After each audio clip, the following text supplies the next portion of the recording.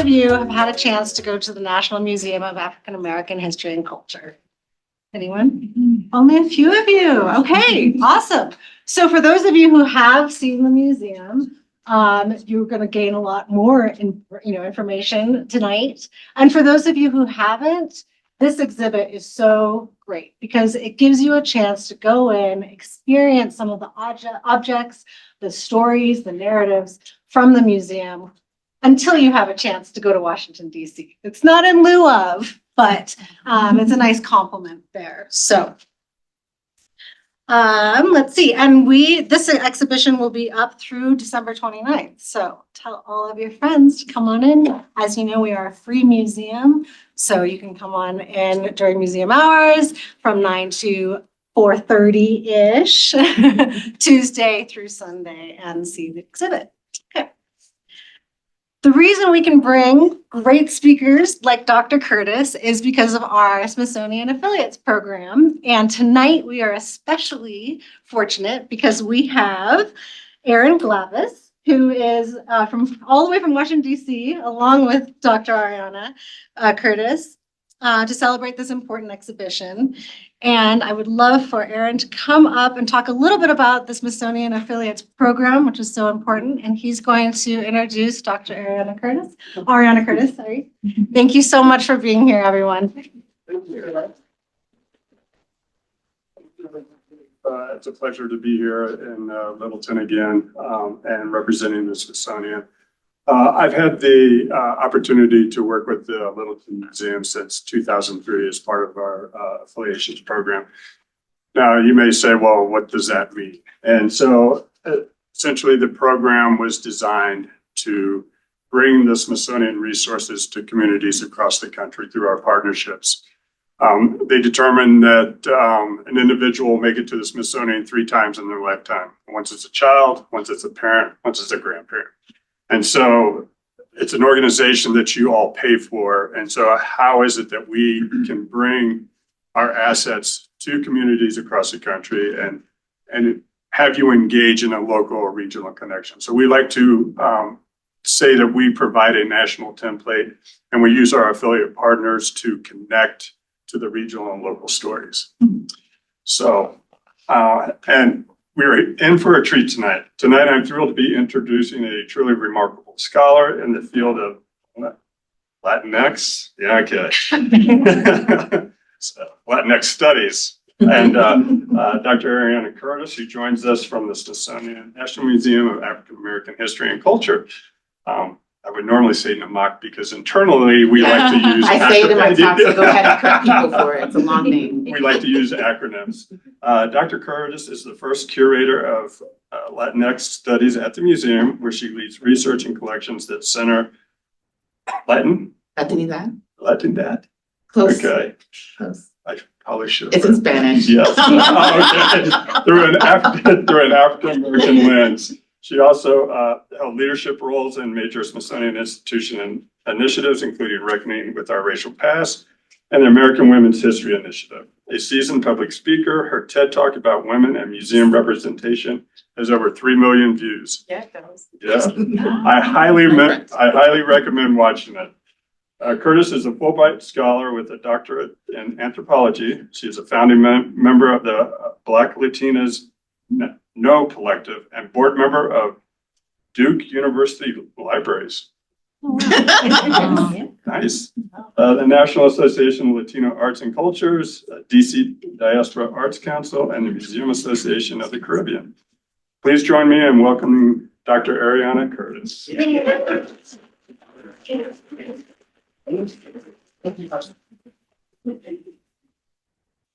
Hi, everyone. Hi.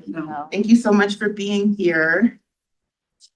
Can you guys hear me okay in the back at this level? Okay. If I drop off, please just wave your hands or something so I know to speak louder. I papered together. I have to stick to my script. I will lose myself in these stories and talk at you forever. And I want there to be time for Q&A. So I'm really excited to be here with you all this evening. And thank you for the invitation. So A Place for All People looks amazing here.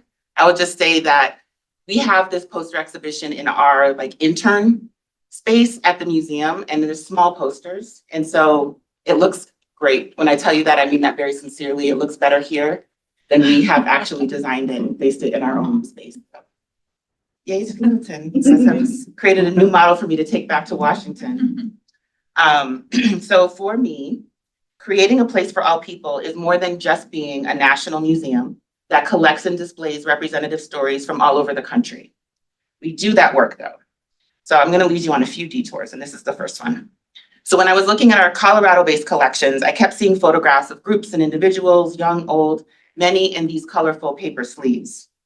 So John Green first appears in Denver's 1885 city directory as a quote unquote colored photographer, located at the corner of Blake and 18th Street. So his studio moved around, but he worked as a photographer in Denver for nearly 4 decades. And according to our collections records, that is where it would be. Oh, wow. His tintypes are often in paper sleeves, and the cabinet cards like this one have his name and address imprinted on them. So John Green was new to me, and I thought it would be an interesting piece of Colorado 19th century photography history to share with you all. So getting back on course. A lot of the museum work is actually not about the collection and display of objects. I admit that curators labor over creating succinct, thoughtful, and informative labels that people often don't read. And our conservation teams make sure that art and artifacts are properly displayed and cared for generations, like these 19th century photographs from a Black Colorado photographer. The work of a museum is what people learn, of course, but most importantly, it's about how we make people feel. So I'm appreciative to be here and for this opportunity to look back and to look forward. This presentation will include the museum's origins, some object stories, and my own curatorial work, as well as what's coming as we move toward the museum's 10th anniversary in 2026. And that simultaneously feels like it went very quickly and like it really did take 10 years. So I want to start by looking back at what brought us here. This might be very DC of me, but I want to start with the museum's legislative origin story because I do not take the existence of the museum for granted. We like to say the museum was a century in the making, and that's because the organized idea to honor African Americans was first proposed in 1915 by a group of Civil War veterans. And Congress had actually appropriated funds for this cause, but then postponed and eventually reallocated the money elsewhere, due in large part to the Great Depression. But the idea of a designated space to formally honor African Americans never died, and especially the idea of where this should take place, in Washington, DC, on the National Mall. As part of Black political activism in the late 1950s through the 1970s, we saw an emergence of multiple African American museums, mostly history museums, all around the United States, including the Afro-American Cultural and Historical Society Museum in Cleveland, Ohio. That was the first one that was founded in 1953. The DeSable Museum of African American History in Chicago, which was founded in 1961. What is now the Charles H. Wright Museum in Detroit, that was founded in 1965. The Smithsonian's own Anacostia Neighborhood Museum in Washington, DC was founded in 1967, and that's not on the National Mall. It's in the southeast neighborhood of Anacostia in Washington.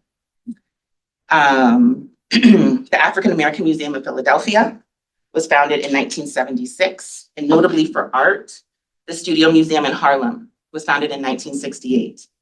And here in Colorado, Paul W. Stewart founded the Black American West Museum and Heritage Center in Denver in 1971. And that museum is housed in the former home of Dr. Justina L. Ford, the first licensed African American female physician in the state of Colorado. So this is not an exhaustive list of Black museums, just notable highlights from a national Black museum movement. And while these illustrious institutions have contributed to local, state, and national knowledge of Black art history and culture, none are on the mall in the nation's capital, and that place does matter. So I want to quickly give you an abridged timeline. I am going to try and move through this quickly. Like I said, I get lost in the details. So in 1986, Congress passed Joint Resolution 666 to encourage and support private efforts to build an African American museum in Washington. 2 years later, in 1988, Congressman John Lewis introduced his first bill for a Smithsonian National African American Heritage Museum and Memorial. And so naming it as a Smithsonian makes it a public enterprise instead of a private one. John Lewis reintroduced this bill every 2 years. In 1989, the Smithsonian Secretary, Robert McCormick Adams, testified on Capitol Hill that the history of Black Americans could be told in a wing of an existing museum, that we did not need to create a new building. Also in 1989, a public law established a Smithsonian National Museum of the American Indian, right? And that's important because now there's a legislative precedent for non-white groups to have their own buildings on the National Mall, right? Not just a wing in an existing museum. In 1990, Claudine Brown led a Smithsonian commission, she was invited to do this, to lead a Smithsonian commission on an African-American institutional study. And a year later, that commission recommended the creation of a national African-American museum, concluding that there exists no single institution devoted to African-Americans which collects, analyzes, researches, and organizes exhibitions on a scale and definition comparable to those of the major museums devoted to other aspects of American life. So of course, there's many African-American museums in the country at this point, and that's that point of comparison that's really important. And during this, John Lewis is still introducing his bill every 2 years. So a decade after that Smithsonian recommendation, in December 2001, President George W. Bush created a presidential commission, which included Claudine Brown, to develop a plan for an African-American museum. And 2 years later, he signed the National Museum of African American History and Culture Act, which among many other things, authorized the creation of a Smithsonian Museum, the 19th Museum of the Smithsonian Institution, the National Museum of African American History and Culture. So Claudine Brown passed away in March of 2016. So she was not here to witness the fruits of her labors. The museum opened in September. But two of the people most dedicated, not to the idea of the museum, but the reality of an African American museum on the National Mall, are Claudine Brown and the late activist and Congressman John Lewis. So I wanted to make sure that people understand the labor that went into this in order to create the legislation for the museum even to exist. So the legislation was signed in 2003. Just don't allow it. Yeah, sorry. It doesn't have to. So the legislation was signed in 2003. We broke ground in 2012, and the museum opened to the public in 2016. So in the 1980s and the 1990s, and still today, Smithsonian leadership is concerned about the limited space on the National Mall and the cost of a new museum. But then they grossly underestimated the engineering and architectural ingenuity that could build our museum, because we have a smaller footprint than some of the other museums. But they also underestimated the sheer quantity of people who very much wanted to see this museum exist.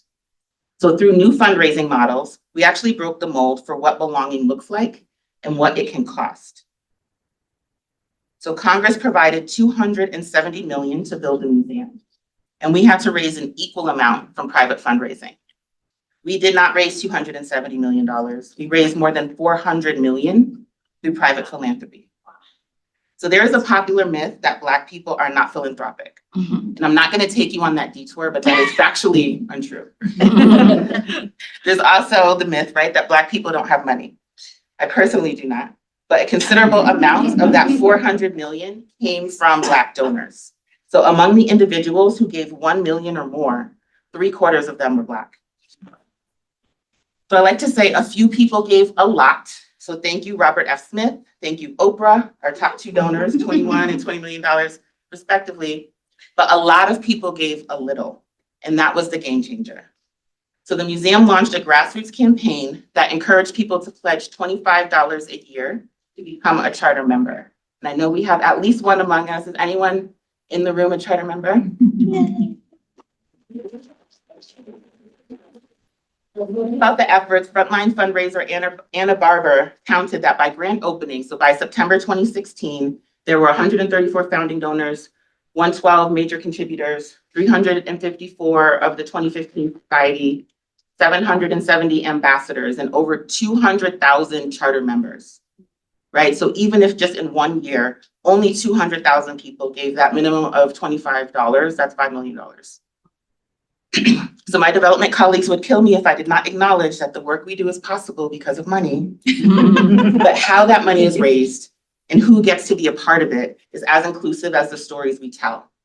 So that membership, that sense of belonging, that ownership and entitlement over the museum of contributing to a long sought after collective dream is a foundational part of our museum story. So the phrase lift as you climb applies to many aspects of African American life, but I think it applies here too. Museums have a reputation for being elitist. There was and continues to be intentionality at the National Museum of African American History and Culture that anyone who wants to give has access and opportunity and knows that their contributions matter, because they do.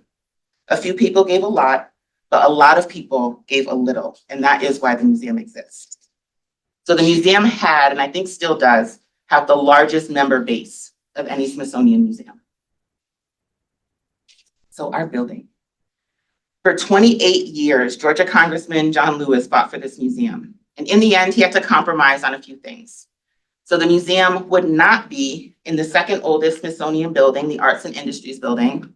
And between us, that building is historic and very pretty, but it needs a lot of expensive work in order to be a functional 21st century museum.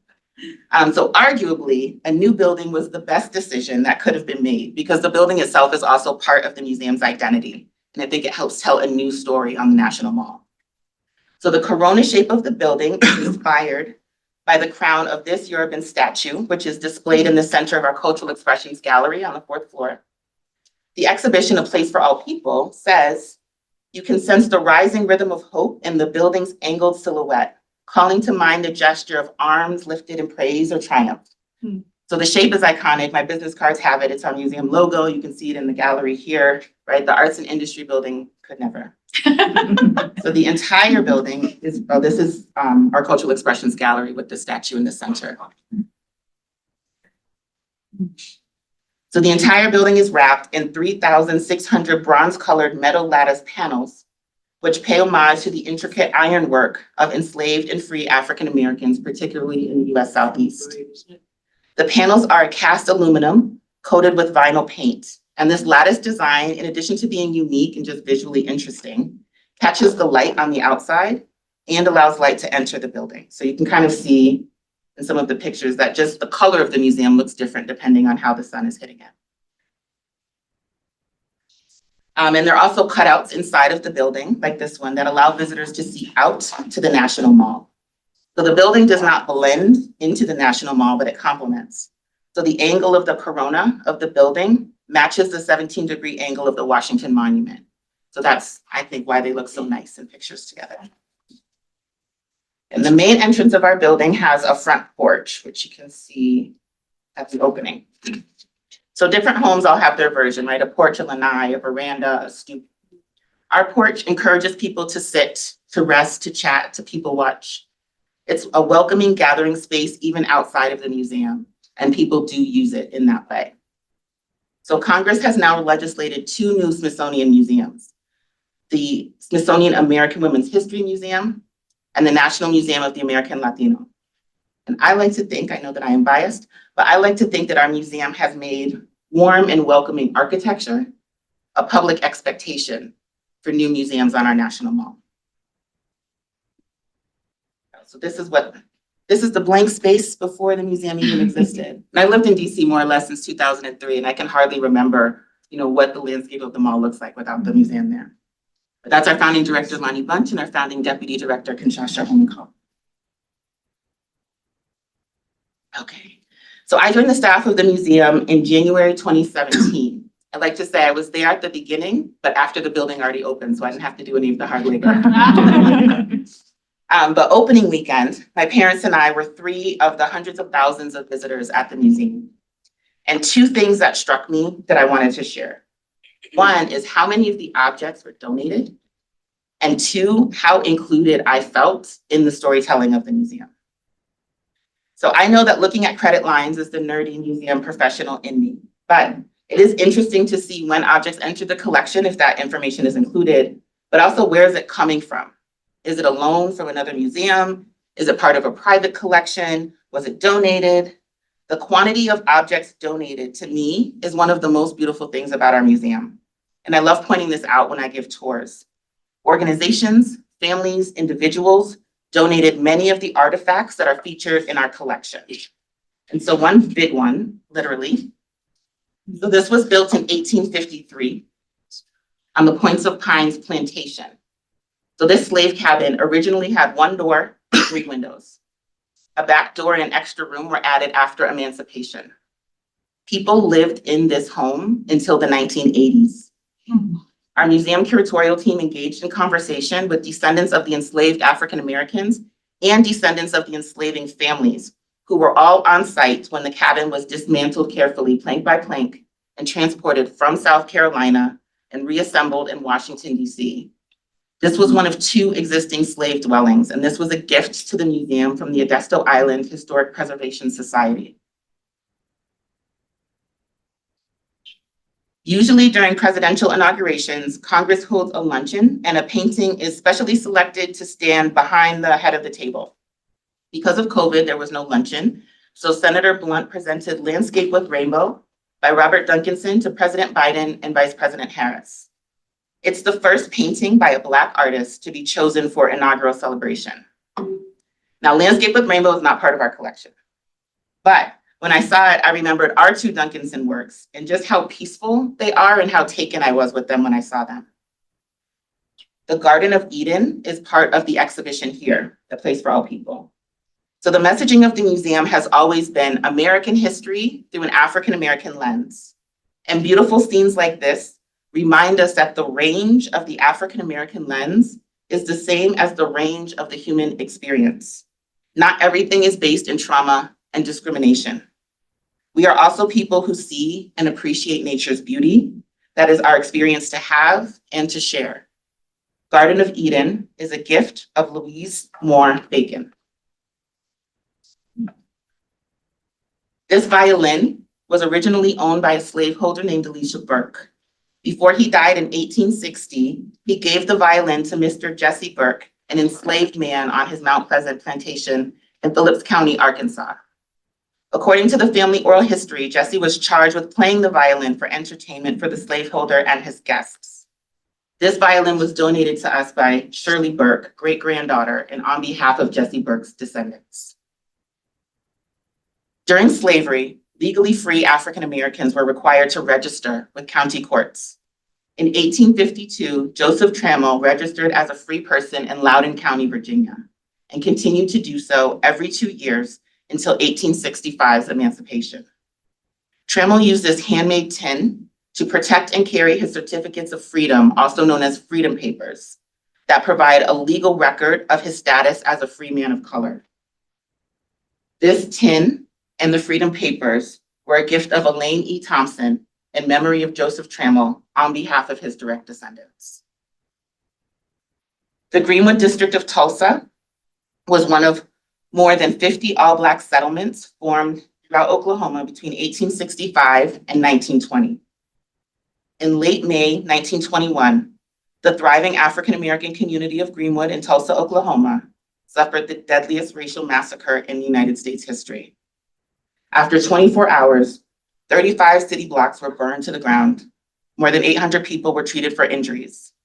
Initial numbers said about 36, but historians now believe as many as 300 people died. These charred pennies remain because 5-year-old George Moore collected them from the street, although his own house was destroyed in the riot. They were owned by George Moore and gifted to the museum by Scott Ellsworth. Of the many donations, I placed these 3 together because they represent quote unquote difficult histories, topics people allegedly do not want to talk about and who do not want to remember. And that's just not true. These objects were saved, they were lovingly cared for, and they were passed down through generations because they are significant and cherished, and they represent pivotal moments in individual lives, in community history, and in a nation's story. So reading credits on museum labels can tell you so much about relationships and about remembering. And I am now, but I'm always moved that the museum is a trusted steward of these invaluable memories and experiences, some passed down through families for more than a century before being gifted to us. So on a personal note, Blackness is not homogenous. In museums and in life, Black diversity is under-discussed. So Shirley Chisholm is featured in the A Changing America exhibition. She was the first Black woman elected to US Congress, the first Black candidate to seek a major party's political presidential nomination, the first woman to seek the Democratic Party's nomination, and is accurately described in this exhibition here at Place for All People, as well as in the museum, as the daughter of immigrants from Barbados and Guyana. This identification takes nothing away from the fact that she's African American. It's a reminder that Blackness is not just one thing. And the first time personally that I saw Celia Cruz's dress in the museum, my heart skipped and my eyes teared. My mother is African American. My father is a Black Panamanian immigrant to the US. I was born and raised in the United States. English is my native language. Some people believe that my being Latina makes me less Black or not Black at all, or who think that Afro-Latinas don't belong in African American spaces like our museum. So here in Musical Crossroads, among all of this musical greatness, at the only National Museum of African American History and Culture in the National Mall, is a sequenced dress of a Cuban-born Black woman who sang in the Rumble in the Jungle in Zaire. She sang on Sesame Street. I don't think she ever recorded in English because she used to say that her English was not very good looking. And here she is being presented as Black American music. So like Shirley Chisholm's caption, Celia Cruz's inclusion is a quiet yet powerful statement about belonging. I felt it as a visitor, and I feel it as the first curator for Latinx Studies at that same National Museum of African American History. So before I joined the staff, every staff member I encountered asked me, did you know that the first object donated to us is from Ecuador? I didn't, I do now. And it is now my favorite object to talk about. So this boat seat originated in Esmeraldas, Ecuador, which was a maroon community. Its dense rainforest protected self-emancipated indigenous and African populations from Spanish colonizers. There are roads now, but some parts inland are still only accessible by canoe. So I had the honor of visiting this community in 2019, and there were places that we couldn't visit because of the rainy weather. And it wasn't because they don't travel in the rain, it's because they were scared for me as the foreigner to be in the canoe in the rain. They're like, listen, you're a federal employee and we don't want any smoke with you. So, sorry. Devin Nessereno frequently traveled through these Ecuadorian waterways. So she, like many other women, had her own boat seat. Hers is personalized with a spider web and a spider representing Anansi or Aunt Nancy or Bo Nancy, a character in West African folklore that traveled via the transatlantic slave trade and rooted all over the African diaspora, including places like Jamaica, including Ecuador, and including the United States. She sat in this seat in canoes and also in her home, cooking, working, and sharing stories with her husband and grandson. This storytelling sparked in Deborah's grandson, Juan, the desire to collect and preserve over 50,000 documents related to Afro-Indian culture. In 2005, so this is 7 years before the museum was found, Juan Garcia Salazar, Deborah's grandson, by then a renowned Afro-Ecuadorian activist and scholar, traveled to Washington, D.C. to meet with the recently hired Lonnie Bunch, the founding director of the National Museum of African American History and Culture. They shared stories, as Juan is a storyteller, and talked about what an amazing precedent this new museum would be for Black histories as part of national histories. So towards the end of their conversation, Juan reached into his bag and said, I want to give you a present. Mm-hmm. This is the first object ever donated to the National Museum of African American History and Culture. And so this is Juan with the boat seat, and this is Juan with John W. Franklin, John Hope Franklin's son, receiving the boat seat. So even though this is not from an African American person, nor was it ever used in the United States, the representation of Anansi connects this Ecuadorian boat seat directly to African American history and culture. Lonnie Bunch describes this donation by saying, I was sitting in Washington with someone from Ecuador who had just given me an artifact that had strong ties to Africa, a powerful reminder that we were telling not just a national story, but a global one. Black and African American are not interchangeable. All African Americans are Black people. Not all Black people are African American. By including national and diasporic Black experiences, the museum is expanding public understandings of Blackness as lived experience. And this is meaningful for visitors who consider themselves of immigrant, Latin American, Caribbean, African, or Latinx heritage like me. And I've given tours to people who identify in this way, And I can tell you that they pick up on all of this nuance. It's overlooked by some visitors, it's unwanted by some, but the continued popularity of the museum is evidence that there are multiple lenses by which we can and should tell Black histories, plural. One reason I love the story of the boat seat so much is that it represents faith in the unseen. It was the first gift to a museum yet to exist, with the belief that this could be a place for all people, for all stories, through a different lens with which we can understand our shared histories. Juan Garcia passed away from cancer in 2017. He was never able to return to Washington to see the museum or his grandmother's boat seat prominently displayed in our Cultural Expressions Gallery. And I walk by and look at it and hope that we have lived up to his aspirations for what this museum could be. So Latinidad through an African-American lens. This is how I call my work at the museum. So NMAAHC, that's our acronym. NMAAHC is the only African-American museum to have a curatorial position dedicated to Latinx studies. It's not an outreach position to try and diversify our visitors. It's not an education or public program position. It's a curatorial position. So that means that I am part of the intellectual and material foundation of this place. My position has the same scholarly authority as our curator for American slavery, or sports, or music, or visual arts. And the question I get most often is why? Why is that even relevant? So the easy answer is during the transatlantic slave trade, over 85% of kidnapped Africans were brought to Latin America and the Caribbean. Less than 15% went to the United States. Black people have been in Latin America for centuries, and some of those people migrate to the United States, right? Like my dad. So by the numbers, you can see that tiny slice of the pie that is North America. And that thin arrow that's going up to the United States. As of 2019, 1 in 10 Black people in the United States was born in a different country. And that's the national average. It's much higher in urban spaces and is much higher in the nation's capital of Washington, D.C., where there are literally people from all over the world. 1 in 4 Latinos identifies as Afro-Latino.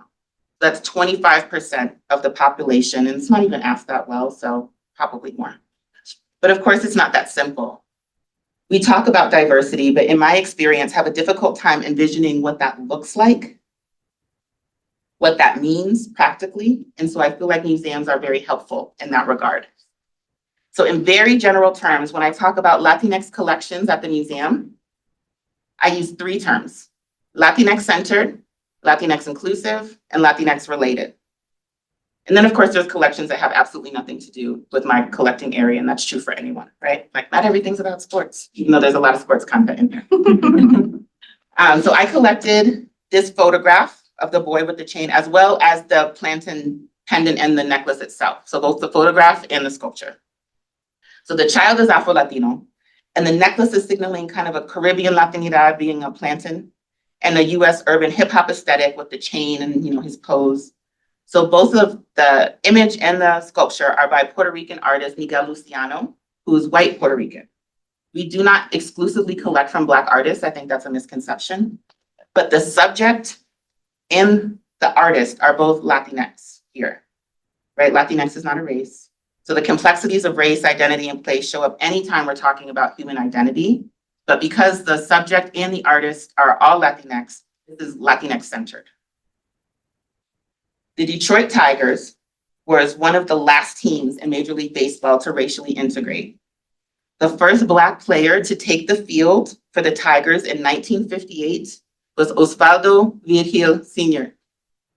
Yes, the first Dominican in Major League Baseball as well.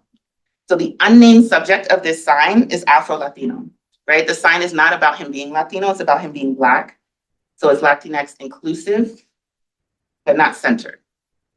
We'll come back to that. And this piece is Latinx related. This work, created in 1971, is called The Wives of Shango by Afro-Cobra artist Jeff Donaldson. So at the bottom, if you can't read it well, it says Oya, Oshun, and Oba, wives of Shango, and all of them are Yoruban deities. So there's absolutely nothing Latin American or Latinx about this work at all. But I used it as a related work when I successfully proposed the acquisition of this painting by LA-based Afro-Cuban artist Armonia Rosales. So this is called Oya's Betrayal, created in 2020, almost 50 years after the Donaldson work. So as a Black Cuban American, she's drawing on Yoruban deities as she encountered them through Santeria, as she calls it, also known as Lukumi, which is an Afro-Caribbean religion that's based on Yoruba beliefs and traditions. And this is actually really stunning in person. The gold, the way it reflects the light, is really beautiful.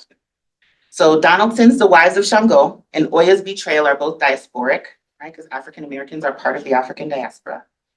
And together, they articulate the links in our collection and affirm the shared history of African Americans and Latinx cultures. And that's why I call it Latinx related.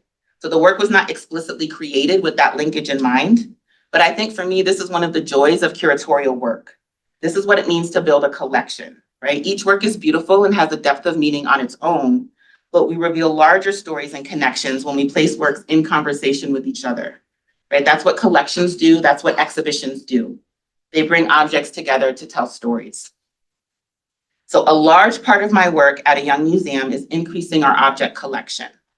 And our collection feeds multiple public outlets, right? We use them in blogs, presentations, programs, social media, publications, calendars, exhibitions at our museum. We loan things to other museums. So what does a curator of Latinx studies at NMAAHC collect and why?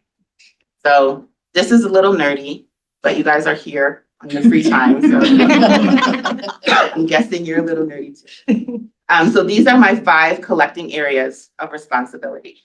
So I'm just very quickly, like I have whole presentations just about this because I really do enjoy it. I'm gonna move through it quickly and just show you hopefully 1 or 2. But I also wanted you to notice the diversity in our collection. And by that, I mean my material diversity, right? So there's paintings and textiles, ceramics, handmade signs, photography, historical documents, but also the kind of representational diversity. So there's stories about everyday people and famous people, representations of communities and movements and individuals. And I have the great honor of being a curator of Latinx studies, but that means that my collecting periods span across all time and anywhere in the Americas. So nice and specific. And I'm an anthropologist, so these all skew a little bit modern, but our collection does have a lot of historical depth as well. So diaspora. So this November 1857 Spanish language letter discusses an enslaved person in Cuba who's escaped, a cimarron, for anyone who speaks Spanish. That's where maroon community comes from, communities of self-emancipated. So Cuba abolished slavery after the United States. Cuba abolished in 1886. And so the Ecuadorian boat seat in those collecting areas, the boat seat would also be diaspora. It would be considered a diasporic object. Things that are Latinx. So this is the hunger wall from the 1968 Poor People's Campaign, or the Poor People's March, right? This was Martin Luther King Jr.'s dream that he did not live to see, a multiracial effort for economic justice. So about 3,000 people set up a protest camp on the National Mall for about 6 weeks. So I consider this Latinx because you can see different expressions on this wall, including Chicano power, Cuba Libre, Mestizo, Zapata, Pancho Villa, Latino America. So rather than trying to flatten everything into a single Latino identity, whenever possible, I try to represent people in their own words and in their own complexities. And this is in our Changing America exhibition. Showing you all of my Panamanianness. So this is Yankee closer Mariano Rivera's jersey. So people see this and think that we have this jersey because he's Afro-Panamanian. And he's not. He does not identify as Black at all. His jersey is in our collection because Mariano Rivera was the last player in Major League Baseball to wear the number 42.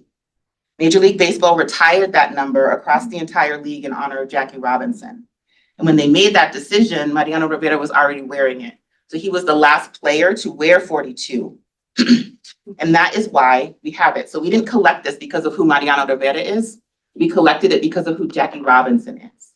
And so that's the African-American lens to understanding why this Latino jersey would be in our collection. So Afro-Latinx, so this is the sign about Osvaldo Virgil again. I just want to reinforce that it's not about his Dominicanness, right? This is a sign that it's not in support of Latino players. It's a sign about racial integration, right? Latino is not a race, so this is about his Blackness. And that's why it's Afro-Latinx and not in the Latinx. This is one of my favorite images. I don't know why, that's what I tell you. So this image is by New York-based African-American photographer Jamal Shabazz. And this is showing a Black child in a distinctly Latin American cultural expression. She's wearing a pollera, which is the national costume of Panama. So this is Afro-Latinx and not diaspora, because she's not in Panama. She's not anywhere in Latin America. She's in Harlem. And so I love to use this image because it's visually conveying a Latin American identity in a very US context. The fourth category, African American and Latinx. So this is, anything about the engagement between these two communities. So on one side, the right to work laws, literally in English and Spanish side by side, co-authored by Bayard Rustin and Cesar Chavez, right? English and Spanish. It visually includes African Americans and Latinx. I feel like that one is pretty easy to understand. The Salsa Soul Sisters were founded in 1974, and it's one of the first lesbian organizations created for and by women of color. So the membership was predominantly African American and Latinx. So they intentionally named themselves Salsa Soul to signal a space of belonging for both groups. And if we think about the creators of images as part of these stories as well, this could include the Jamel Shabazz Poyetta picture that I just showed you, because he's an African-American photographer who's documenting Afro-Panamanian culture, right? So again, that's still African-American and Latinx coming together in very intentional ways. And things can belong to more than one category. So the last category, I say everything is my favorite, so sorry, bear with me. But this is something that I'm always excited to talk about. So Panamanian sociologist and founder of Yale's Black Studies program, Dr. Roy Bryce Laporte, says if there's a forgotten or overlooked fact of Black history, it's migration. So he, at least for me, coined the term voluntary Black migration. He was centered Black agency. And so this collecting area is about African-American migrations outside of the United States and African-American cultural influence outside of the political boundaries of the United States. So this poster is from the organization called OSPAL. It was founded in 1966. It's an acronym, and the English translation is Organization of Solidarity with the People of Asia, Africa, and Latin America. So in this poster, Cuban designer Lázaro Abreu is using the artwork of Emory Douglas, revolutionary artist and the Minister of Culture of the Black Panther Party, to depict global solidarity with African-American struggles for civil rights in the United States.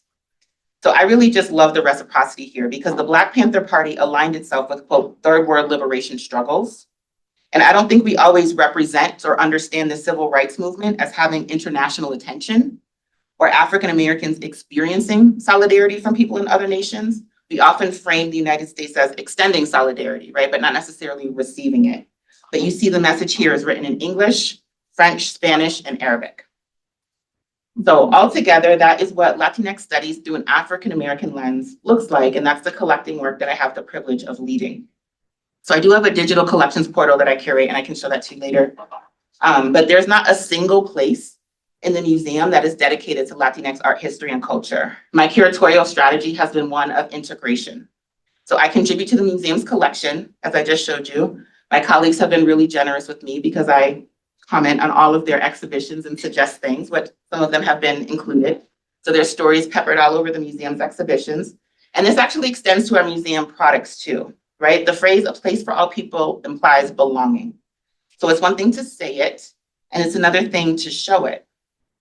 So this small bookmark is actually a really huge gesture, right? This is the same image that I showed you of the Panamanian girl in Harlem.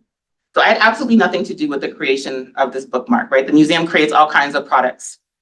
So this was not created for Hispanic Heritage Month.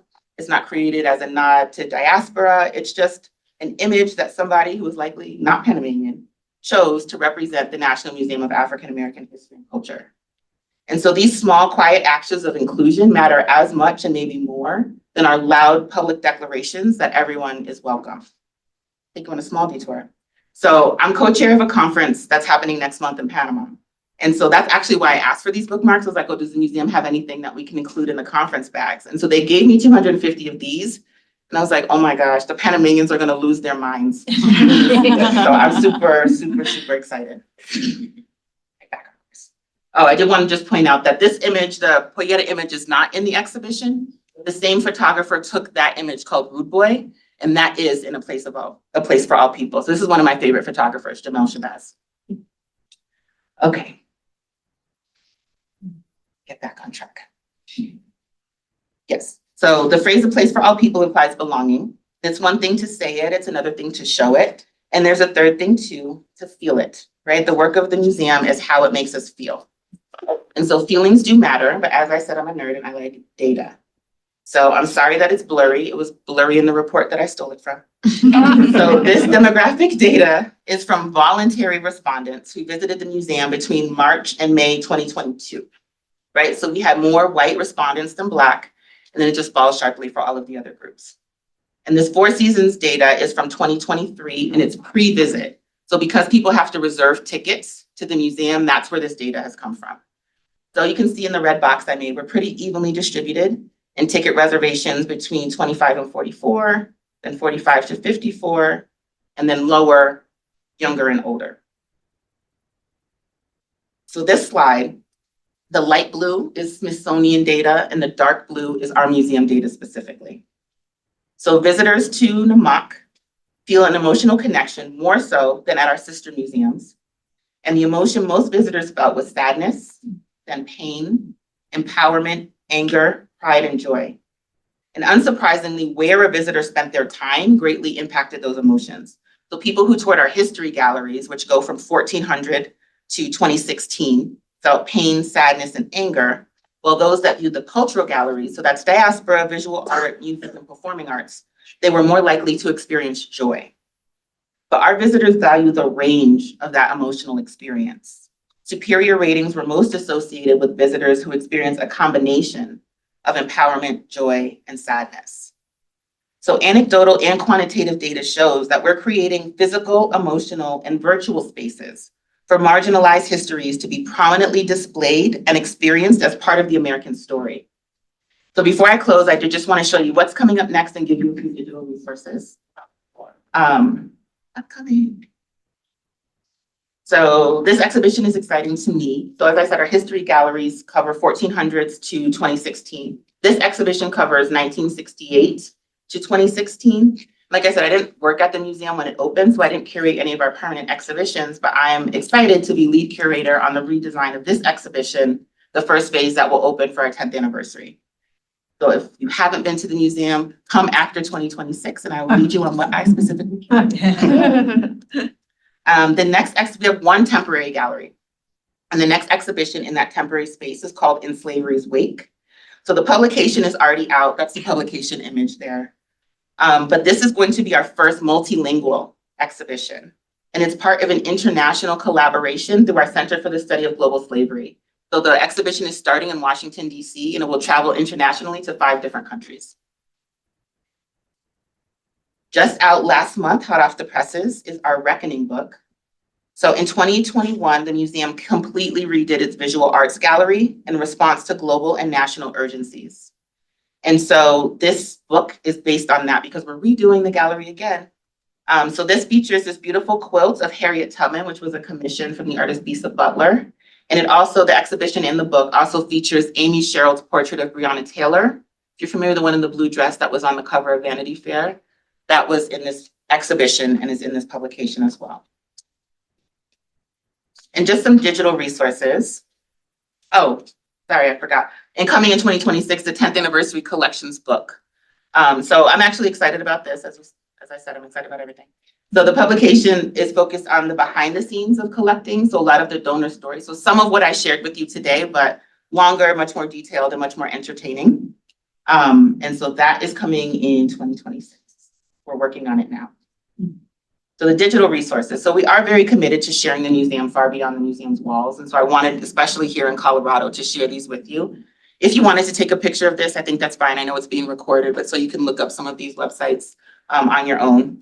Obviously, I have bolded for you the first one, the Latinx Collections Portal, the award-winning Latinx Collections Portal that I curate. But we actually have a lot of different collections portals. And so they are curated. So they're all different. They all have different things on them. But I can obviously speak for the one that I curate. It has maps. It has guided search terms. It has bilingual essays. It has videos. And so it's giving you a glimpse of what this collecting area looks like in our museum, not just in objects, but what those stories and impacts are. So they're the ones that I showed you are Latinx, LGBTQ+, there's a design portal, a Tulsa Race Massacre portal, and there's more. So if you just go to our collecting page and scroll down, you'll see all of the different collections portals. The thing that I think is most exciting is the searchable museum. So Every exhibition has a webpage, and that's great. But the Searchable Museum is actually a digital version of our physical exhibitions. And some of them are much better as digital versions, right? Because you can really zoom in on objects. There's a lot of different stories and audio and timelines. It's actually really amazing. So there's all the exhibitions, there's stories, and then there's also this feature, like How We Know What We Know, that talks about how it is that we do this work, right? The different methods and the different tools.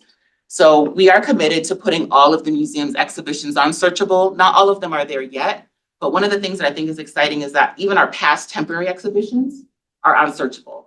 So things that are physically not even in the museum anymore, you can find the digital versions here, like our Afrofuturism exhibition, which was wildly popular and has now closed. All right, so that we can get to questions, I want to just wrap up. So many of us chose to work in museums despite their lack of diversity, right? We want to change access and outputs. And for NMAAHC, that has meant increasing access to all parts of the museum. The idea of it, contributing money for its existence, donating invaluable treasures, visiting, and near and dear to my heart, staffing. As I said, we're the only African-American museum that has this curatorial position, so I'm the first person to do this work. And it's a dream that I never even dared to dream because these organizations and museums didn't even exist. So I take my role very seriously. For me, curatorial work in museums is to redefine we and us at systemic levels to promote more equitable representation in historical, contemporary, and future narratives. Representation does matter. It's important that we see ourselves in official public narratives like those in museums. And it's equally as important that we see people unlike ourselves and that people unlike us see us too. If we truly want to be a place for all people, we have to do the work of being inclusive and intentional so everyone genuinely feels like they belong. So thank you to the Littleton Museum for being a support and steward in this larger work of public visibility and increased belonging. Thank you for inviting me here, and thank all of you for listening for this long. So that's it, and hopefully we can open it now to questions.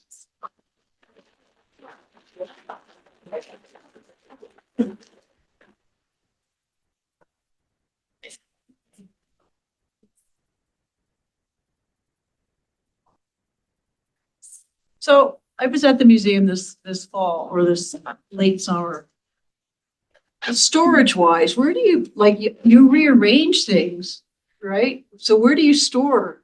It's all offsite. It's all offsite? Okay. Yeah, so there are some museums, some Smithsonian museums who do have on-site storage, but we are not one of them. All of our collections are stored off-site. That was one of the things I thought. So there's so much stuff there. You know, There it's not is. permanent. Yeah, Yeah. and that's not even 10% of our collection that's on view. Yeah, we have a lot of stuff. Our collections Very well team might done. say, not too much, but maybe slow down with the collecting. Yeah. Beautiful building. You said that you guys have audio components. Do you use audio from the WPA slave narratives that were recorded in the late 30s? I don't think so. So I think the audio that we have, particularly as a brand new museum, all of the videos and audio that's in the museum was created for the museum. Okay. So I know at least with the videos and the audio were created with Smithsonian Channel, right? So one of the things about being part of like the Smithsonian institution is that if you need something, and particularly, right, because we're the 19th of the museums, like it already exists. You know, so if we need to create videos, there's an office that does that. You know, if you need audio, there's an office that does that. And so I think now as we're approaching our 10th anniversary, we're thinking about, okay, well, now that we've actually had the time to collect, you know, our own audio, that we don't necessarily need to create something new, like how can we change it? So currently, no, but those are some of the things that we're looking at now that we've actually had almost, you know, more than 10 years to build our own collection of audio. And here. How do you seek out artifacts, or do you seek out artifacts, or they just come to you as donations? How do you seek them out? Yeah, so all of the above. So we do have a backlog of people wanting to donate things, which is a beautiful problem to have. So thank you. We do actively seek out things. So I'll say for my collecting area, there's not a backlog of people trying to donate Latinx related things to an African American museum, right? I give a lot of talks just to let people know that like this is something that we do. And so the collections portal and having these kind of digital resources help, particularly for people to understand the specificity of the work that we do. Early in the museum, I mean, we literally had lists on the website of things that we were looking for. And so we still have things that we're looking for, but we're less quiet. We're a little bit more quiet about it. And so we do go out and seek things. Things are donated, and we also purchase things. So there's a lot of different auctions that happen, and we're lucky to have the resources to be able to participate in auctions. And so sometimes if we all kind of know what other curators are looking for, like we meet often and talk about things, so we can also all keep our eyes and ears open for things that other curators might be looking for. That works. Yeah. Cool.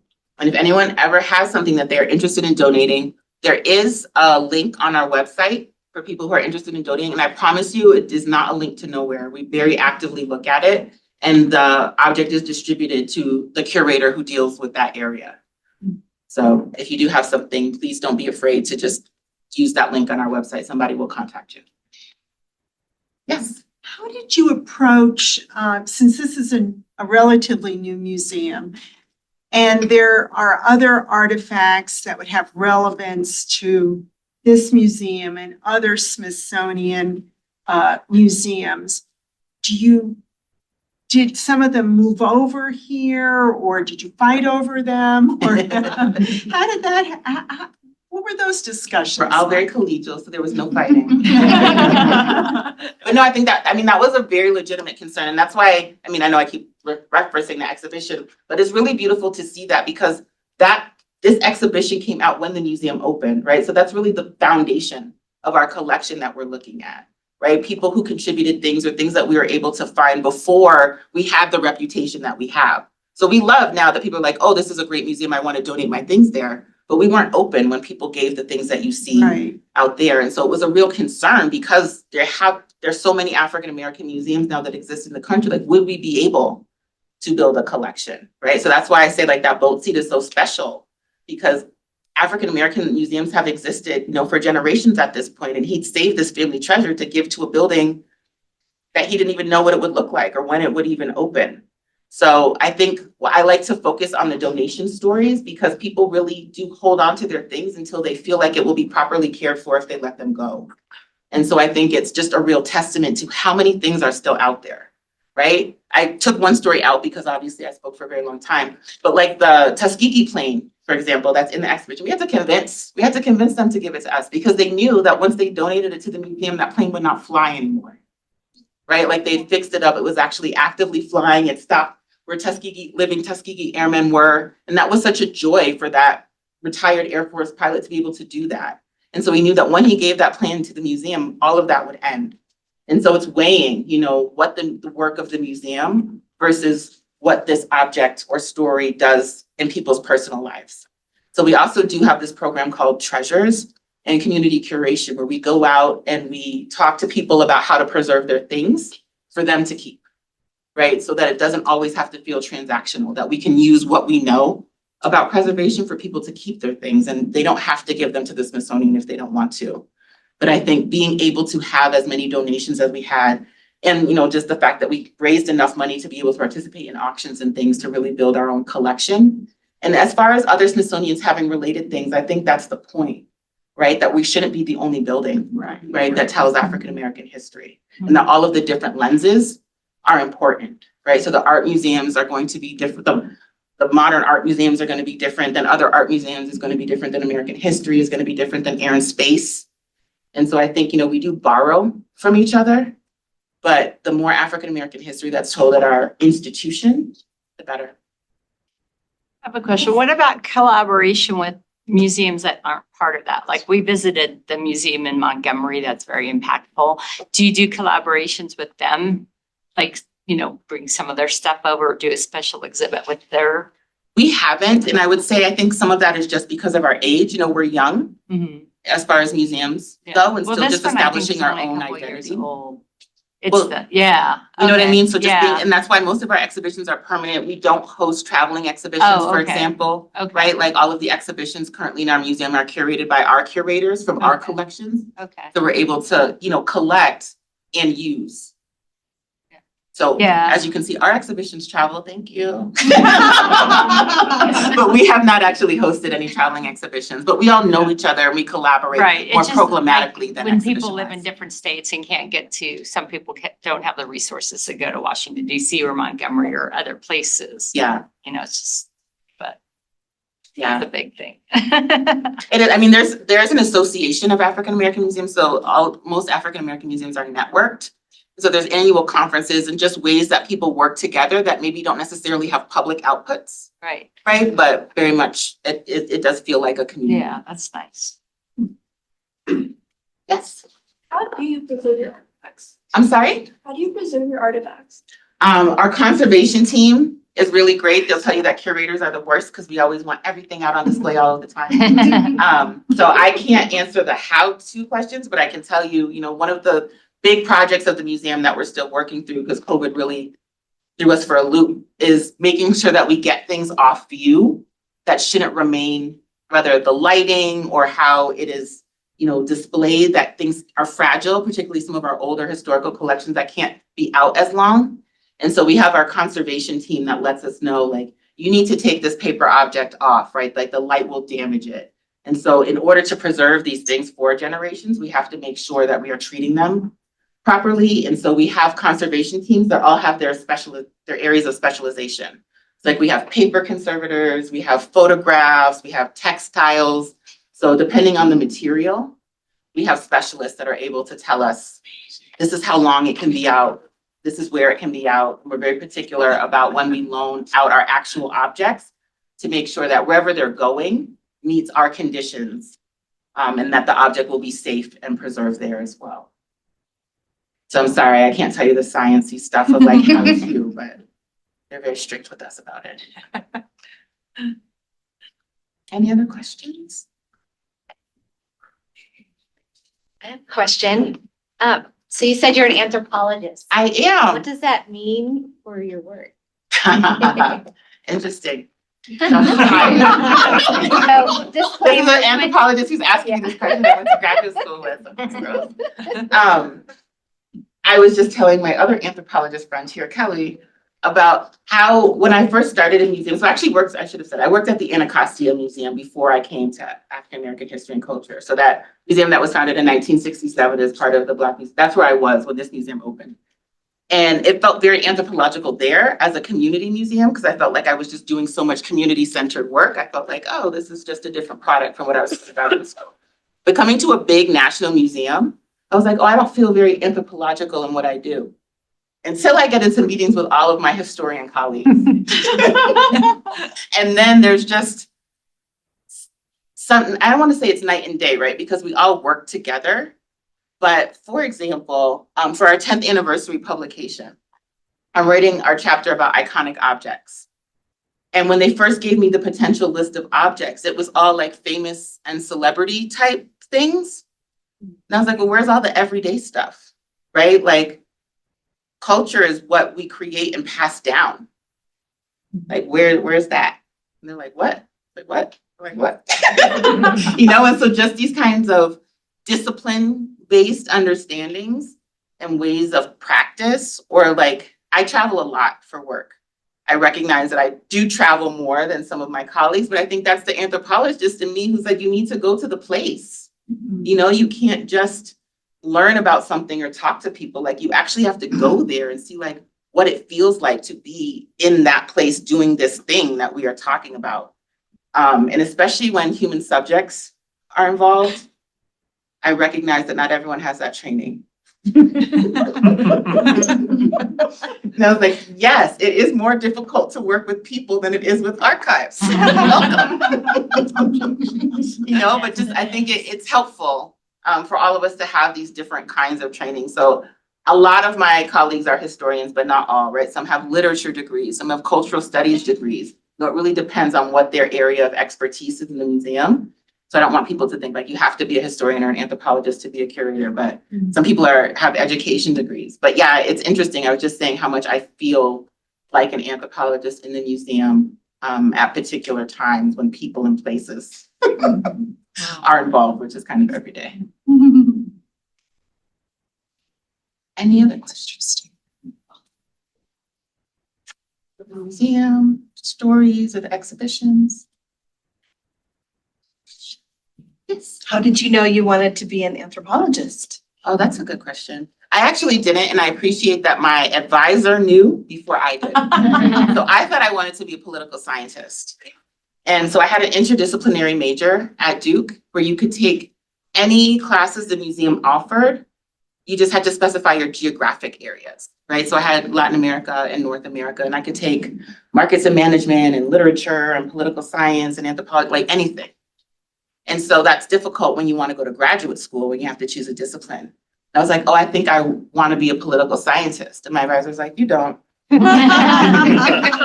absolutely don't. The way that you want to find out, like the methods for which you want to do this kind of inquiry, political science will be disappointing to you. Like she told me that I should look at anthropology and cultural studies types programs. And she was absolutely right. I think I would have been very sad. I would be a very sad political scientist. So yeah, it was just good advising. It's interesting. All right. Thank you so much for having me. I didn't know if there were any actual closing words from us. No pressure. No, just a huge thank you so much.